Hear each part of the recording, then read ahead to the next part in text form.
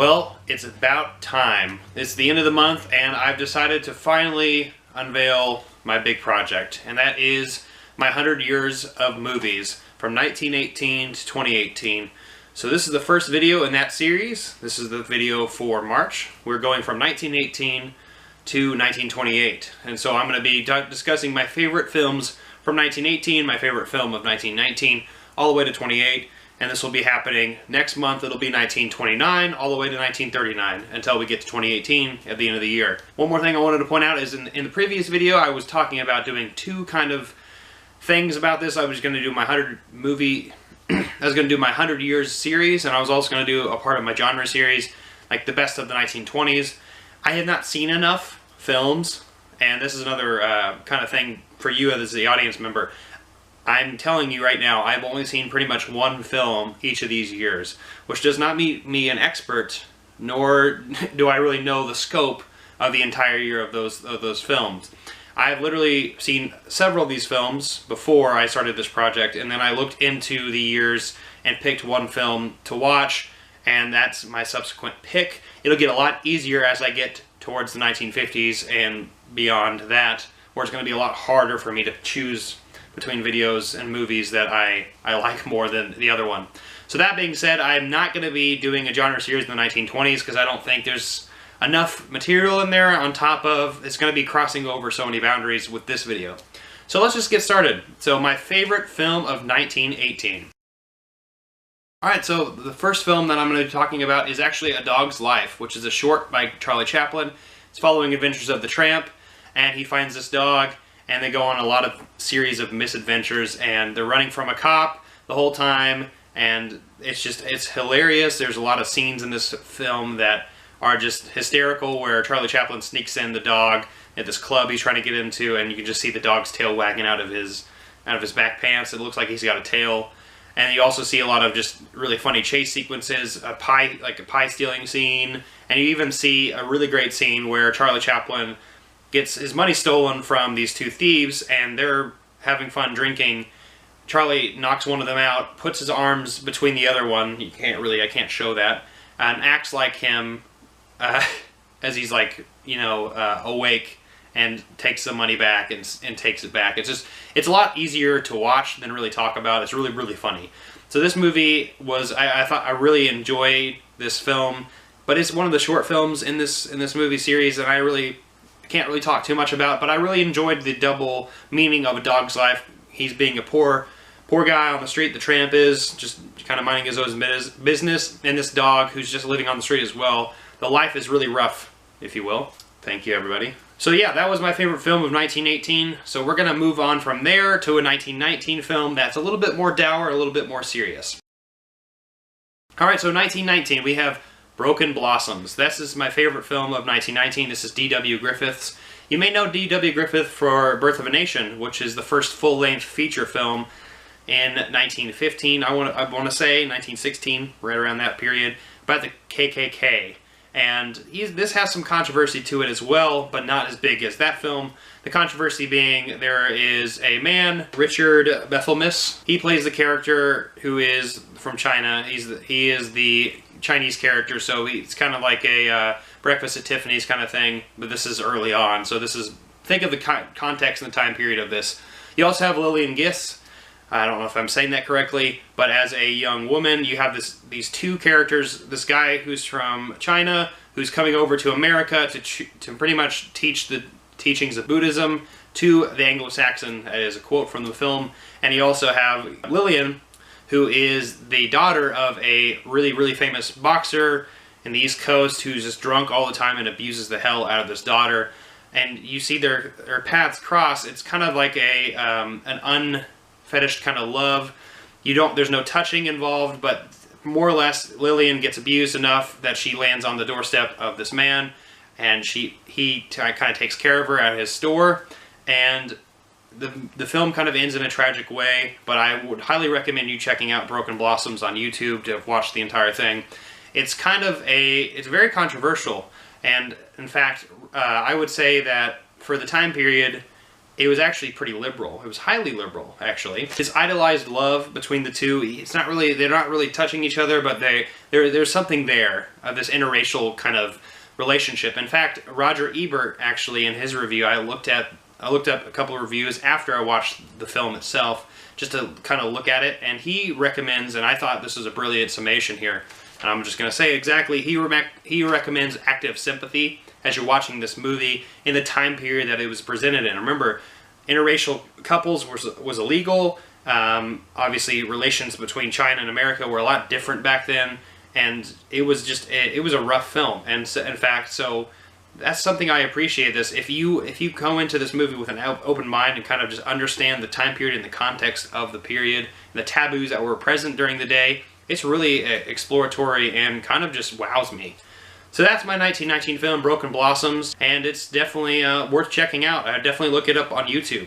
Alright, so now we're going to move on to the 20s, and these are the things that I actually physically have, except for saving one film. So let's move on to 1920 with The Cabinet of Dr. Caligari. I love this movie. This is by director Robert Wien. Hopefully I'm saying that correctly. This is German surrealism at its finest. This is kind of the start of that.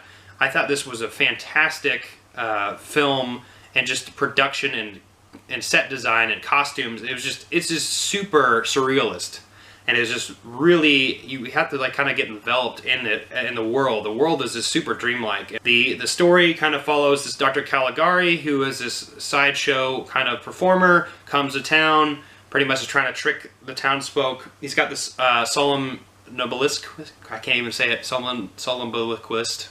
I want to say that's if that's the right way to say it, but he's got this character that he's been controlling, kind of acting out some murders and some crazy things going on around the town. So our hero has to figure out what's going on, and this really crazy mystery that just, there's just crazy things that go on, and there's some twists and turns, and I'm not really going to go into it, but The Cabinet of Dr. Caligari from 1920, this is a very fantastic silent film, and honestly is the pinnacle of German Expressionism.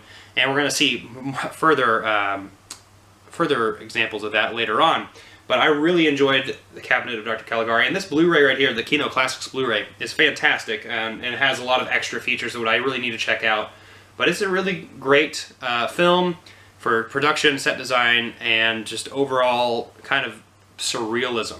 So definitely check out The Cabinet of Dr. Caligari. It's a fantastic film. So let's move on to 1921. So some more slapstick.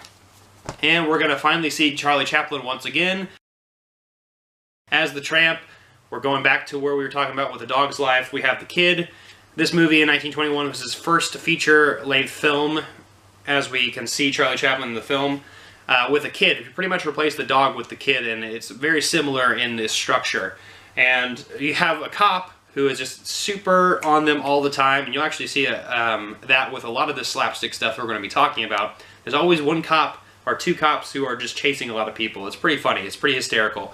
But the kid, he finds this baby. Charlie Chaplin finds this baby, and this mother, side note, is like lost her child. She doesn't know where it's at. Charlie Chaplin picks this baby up, is like, uh-oh, I don't know what to do with this. So he gives it to another woman with a carriage, and the woman's like, hey, you can't just put this baby here. This is not mine. And it's hysterical. And pretty much it jumps from 5 years later. After that, the kid is all kind of grown up a little bit, but he's pretty much taken him and raised this kid on his own. And they just do a bunch of mischief, and it's hilarious. The kid's throwing rocks at glass windows, and then Charlie Chaplin happens to walk by with as a glass repairman, and then the police catch on, and it's really slapstick, it's really funny. But one thing that I really liked about this film, and I'm going to quote this because Charlie Chaplin says it himself, was this is a picture with a smile and perhaps a tear. So this movie is both hilarious and heartbreaking because you're seeing the relationship of this man, the tramp, who is taken into this child, this orphan child, but the mother has lost it, and so luckily at the ending, you see a happy ending happen between the mother and the child, and also Charlie. Spoilers, but it's a very fantastic film. It really is a movie with a smile and also a tear. It's really heartbreaking and also at the same time really funny. So definitely check out The Kid. So let's move on back to German surrealism here, where we got some expressionism with W.F. Murnau's Nosferatu. Now, I've already talked about this in a separate review back in October. This movie is iconic. In fact, and I actually think it's better than 1931's Dracula. Sorry, Bela Lugosi. But Nosferatu is a fantastic adaptation of Bram Stoker's Dracula. You have Count Orlok here, this iconic role here, and this iconic scenery, and also just cinematography is top-notch. And this is probably one of the best cinematographic films, one of the best visual films that I've seen out of the early 20s. We'll get to several others in the later 20s where the cinematography is just also fantastic. But the special effects of this movie are really well done for its time period and with its budget. And this really does kind of look back at post-World War I Germany, and it's getting into World War II Germany. You can see some of this German expressionism through these arts, and this very surreal kind of look on the bleak nature of good versus evil and trying to figure out what's going on in the world, and especially in the supernatural world. I definitely recommend checking out Nosferatu. This movie is really, really great. Just another perfect and classic example. In fact, I'm really looking forward to Roger Ebert's, if you know who that name is, The Witch, that came out a couple years ago. He's going to be eventually, hopefully, he's going to be doing a remake of this, and if it's like The Witch, I'm really down for it. So Nosferatu, I definitely check out this film. I highly recommend it, and this is also another fantastic Kino classic here as well. So let's move on back to slapstick, to a lesser-known slapstick comedian. We have Harold Lloyd in Safety Last. In fact, I actually watched this 2 days ago, and I thought this movie was hilarious. This is another slapstick kind of black and white silent film of Harold Lloyd, who is this store clerk who just got this job at this clothing store, and he pretty much comes up with an idea to do this kind of stunt to bring in a bunch of people into the store. And the stunt is climb the entire building. And as you can see with this iconic clock shot, there's some hilarious scenes where, oh, he grabs onto that and is about to fall off of this clock, and you can see everything, and there's people down there onlooking. But this movie has a bunch of fantastic bits into it, just like Charlie Chaplin, and we'll get to Buster Keaton in a second. There's a lot of hilarious things about this movie. One thing that I really enjoyed about this movie in itself was this ongoing gag of his friend, who actually earlier on in the film, they were climbing this building trying to evade a cop, another cop thing, with the kid and the dog's purpose, or dog's life, not dog's purpose. See, the cop is chasing this guy, and so what they had in mind, Harold Lloyd and his friend, was he was going to climb the first story, and what was going to happen was he's going to switch positions with his friend, who is more comfortable doing this with just a different hat and a different suit. But then he climbs up to the first building, and the cop is chasing after his friend, like in just a really hilarious bit, and he's just like, hey, you're going to have to climb up one more story because I need to ditch this cop.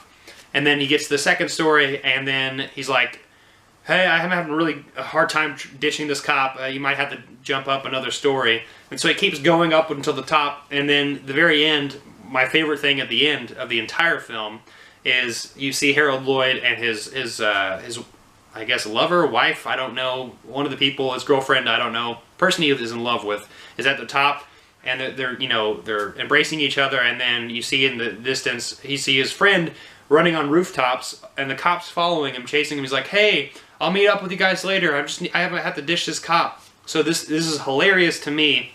I don't know about to you, but this 1920s kind of slapstick, over-the-topness of this entire thing is just hilarious to me. And it's super on the surface level kind of comedy, and I really like it. In fact, I can't wait until I get to the Marx Brothers later on in the 30s. So this is something that I'm really looking forward to checking out more Harold Lloyd's films, but this is Safety Last. This is my 1923 pick. So let's move on to 1924 to another slapstick legend, Buster Keaton. I don't actually have the film right here,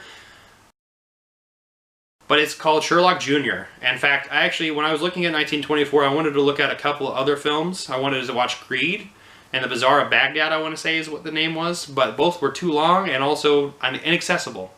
I want them on Blu-ray, and I couldn't find them on YouTube. I could probably find them if I searched the web, but I watched Sherlock Jr. because that's the one I picked. And so Buster Keaton.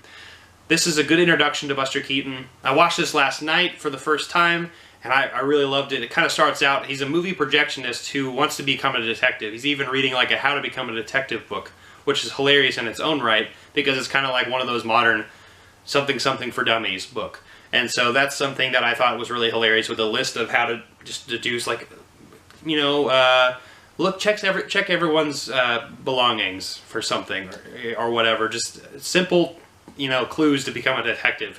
It's really funny. In fact, one of the first scenes that really got me involved in this movie that I really liked was, so he's a movie projectionist and he's reading this book, How to Be a Detective. He finishes his shift. He is collecting the trash. He finds $1 in the trash pile. He's like, oh yes, $1, sweet. And puts it in his pocket, and then not seconds later, a woman comes up and asks, hey, I lost $1. Do you know where it is? I'm trying to find it. And Buster Keaton kind of just looks around and is like, could you describe it?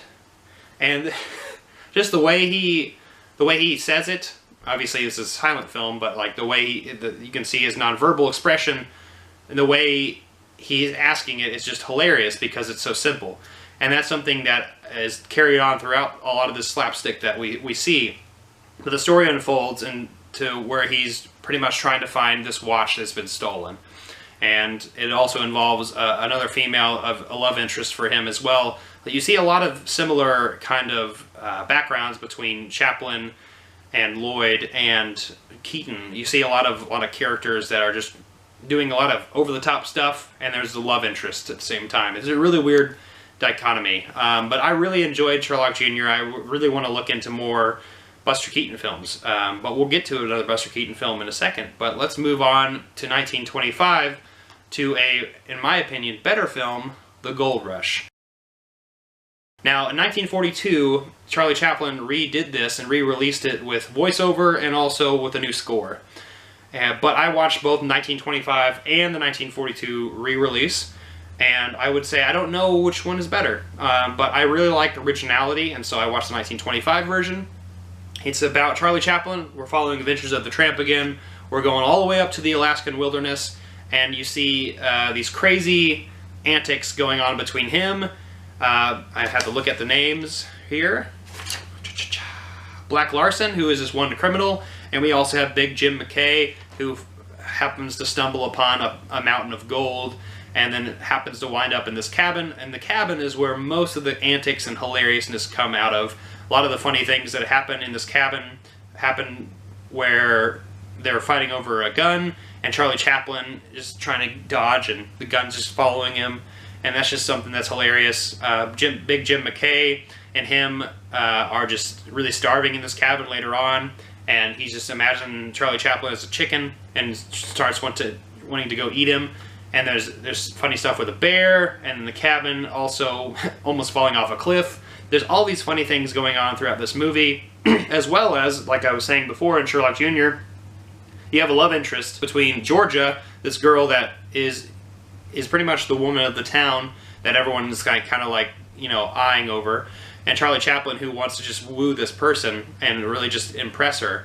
And so it's just this really heartfelt kind of relationship on top of the slapstick. So you have that love interest and that slapstick, and it's just hilarious film. I really enjoyed this movie. I actually think this might be my favorite movie of the 20s with Charlie Chaplin. Now I need to watch more films with him in it, but The Gold Rush was a really well done movie, hilarious. 1942 re-release was also really, really well done, and I enjoyed his reading. He's got a really good narrative voice. Obviously, we'll get to The Great Dictator probably later on when we get to the 1940s, but he's got a really great voice. So it's ironic that you're seeing both sides of Charlie Chaplin. So let's move on to 1926 to another slapstick film involving Buster Keaton. And that is The General, which is probably my favorite Buster Keaton, and the first thing that I actually watched by Buster Keaton. And this movie, let me just read you a little thing about the budget, because the budget on this thing was immense. So the budget was $75,000, and in today's standards, that is $10,367,481 to today's standards. That's a $10 million movie. That's insane. And the budget for the box office, I think during the time, was $1 million, which I don't know if that's for inflation there, but it was just one of these grandiose kind of projects that Buster Keaton did, and apparently it was overall a failure to Buster Keaton. But he quotes, "I was more proud of that picture than any I've ever made." And so that's just telling you something, that how much Buster Keaton really loved making this movie, and it shows, because this movie is immense in its cinematography and its stunts, and it's a really, really well done film. In fact, out of all the slapstick things I've seen, it might be the most enjoyable thing that I enjoy. Right. But it follows this Buster Keaton, who is just this train kind of employee. He's not really a conductor. He kind of just works on the train, helps out a little bit. And this is right at the very beginning of the Civil War, where Fort Sumter got attacked, and the South kind of just rebels, and so everyone's like, oh yeah, let's go sign up, let's go conscript and become a part of the Confederate Army. And he wants to as well, but he's not eligible enough, and everyone's just not taking him seriously, and so he just remains inadequate. And his love interest actually is like, oh, I'm not going to love you unless you actually prove your worth, and that proving his worth would be a part of the military in the Confederacy. So that's at the beginning of the movie, and what happens is, during a long chain of events, the Union, disguised as Confederacy, pretty much hijack a train, and Buster Keaton has to follow them, and through a bunch of hilarious hijinks, and I mean hilarious, just from changing train tracks to get rid of a cart in front of him, because they try to slow him down, and so he's like changes the train track, but the train track just goes back around into the same thing, and it's really hilarious because he just changes it. He's like, yeah, okay, and then like gets back on and then starts moving, and then he looks back and it's right in front of him again, because it just circled around. He's like just like kind of looking around like, what's going on here?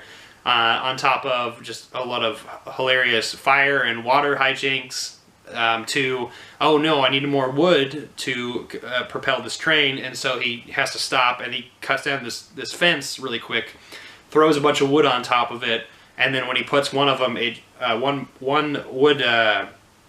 wooden post knocks all the other ones off, or then he just throws it past the train cart, and it's just a lot of hilarious, crazy antics. But this is actually also just a drama as well. It's not just a comedic thing. There's a love interest. We also have this kind of an intense part comedy, part drama thing going on in this movie. And it's kind of got a big heart. And that's something that I really enjoyed about this movie. Besides its big budget, its great cinematography, it's pretty good and well-rounded film. And I really enjoyed The General, and it even has a good message at the end, kind of just in general. But anyways, that's enough about slapstick. Let's move on back to German Expressionism, to probably the most grandiose film on this list, 1927's Metropolis. Now this is Fritz Lang's sci-fi opus that has really just influenced so many films, from like The Dark City to Blade Runner to a lot of things in the future. This movie is just, it's a gorgeous movie. It's really well done. Probably had an insane budget. It had 25,000 extras in this movie. And there's a lot of great things about this. This is the peak of German Expressionism, in my opinion, at the very top of it all. So you have two parts of a city. You have the workers underneath, the proletariat kind of way. We're going to go Marxist here because that's kind of what this interpretation of this movie is.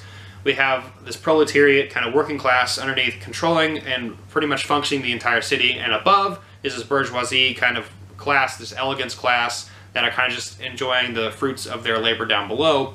And so you have this main character, Frieder, who is the son of the guy who runs the entire city, and he falls in love with this girl, Maria, who came up with a bunch of children to do a reading, and goes back down.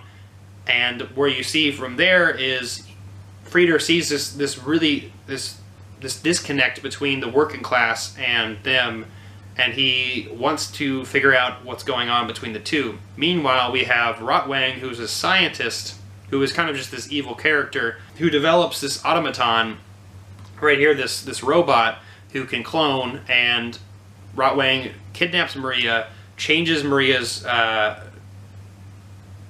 robot into Maria, and the Maria robot, the doppelganger, wants to pretty much incite the entire working class against the upper class, breaking everything down and pretty much flooding the entire city, leaving the men and women pretty much trying to strike against the upper class, don't even realize that they're actually destroying their own livelihood itself down below.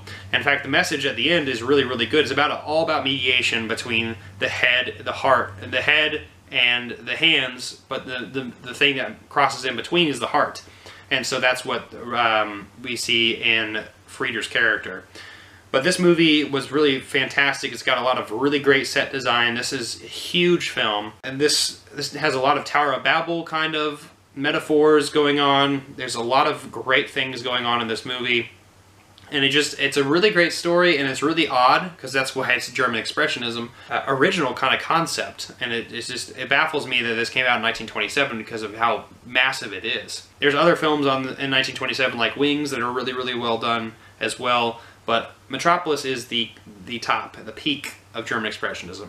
So let's move over from Germany to actually France. We have a Danish director, and this just came out on Criterion itself, on Blu-ray finally, again, because it's number 62, because it came out a long time ago on DVD. The Passion of Joan of Arc. And this is Carl Theodor Dreyer's film, and this movie is stunningly haunting and beautiful at the same time.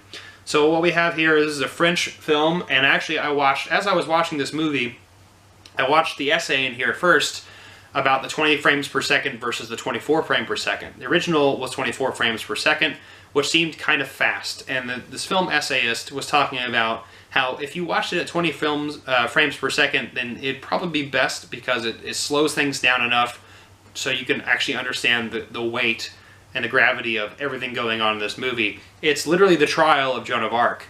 And just like this intimate shot here reveals, there's a lot of up-close and intimate shots in this movie. And that's what this movie's known for, is having a lot of up-close and intimate shots. This movie really explores humanity through Joan of Arc and these people who, in this court, in this kangaroo court more or less, in France, who are allies with England, are pretty much executing her, and they're manipulating her, and they're pretty much trying to figure out everything, trying to get her to read when she can't read, and they try to trick her, but she evades trickery, which is just stunning. But this movie is really about intimacy. There's a lot of lighting, there's a lot of great lighting, there's a lot of effects going on, and there's a lot of close, intimate shots in this movie. Now, I really highly recommend this movie if you want a reflection on humanity and the evils that we can do to one another without really knowing the effects on ourselves. So that concludes my 1918 to 1928 first part of the 100 Years of Movies series. I want to hear your thoughts on my picks. Remember, once again, I'm telling you, I'm not an expert on these movies, and these are just my favorite films of that year, and I haven't seen much from this period, so I wanted to know some other movies I should be checking out during this time period.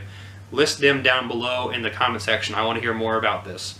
So what do you think of my picks? Are you excited for next month where we approach 1929 to 1939? So I want to hear your thoughts down below. Give me a like, comment down below. Don't forget to share this video and also subscribe because I'm not jonesing around.